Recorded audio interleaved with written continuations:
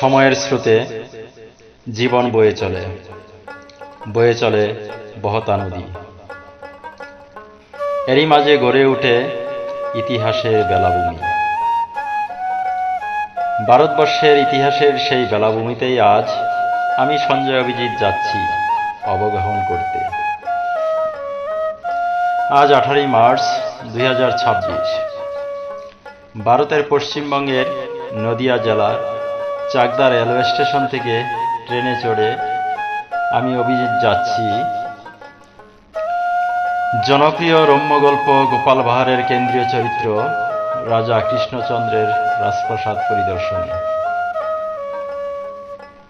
কালের বিবর্তনে সবকিছু পরিবর্তন হলেও ইতিহাসের ধূলিকণা আজও কৃষ্ণনগরের অলিগলিতে ছড়িয়ে ছিটিয়ে আছে।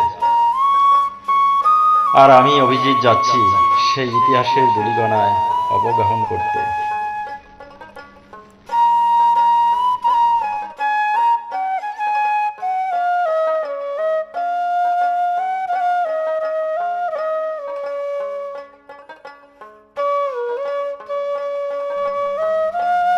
কৃষ্ণনগর জলঙ্গি নদীর তীরে অবস্থিত একটি জেলা সদর।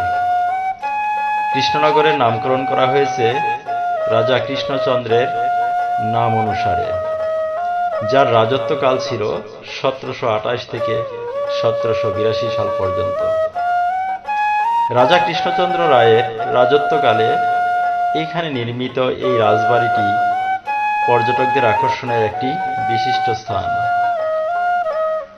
যদিও অতীত গৌরবের অবশিষ্টাংশগুলি ক্ষয়প্রাপ্ত হয়েছে এবং এর ভেতরের দেয়ালে খোদাই করা চমৎকার স্থানগুলির একটি জীর্ণ কাঠামো আজও বিদ্যমান রয়েছে।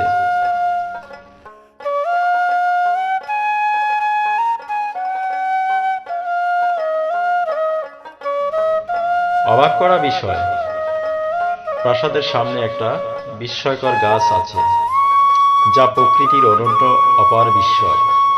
দেখুন, গাছের ভেতরে কিছুই নেই, পুরোটাই ফাঁকা।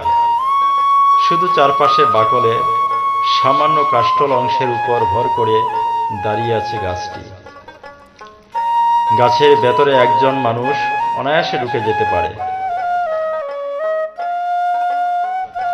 দুপাশে রয়েছে ফুটো, ঠিক বিমানের জানালার মতো।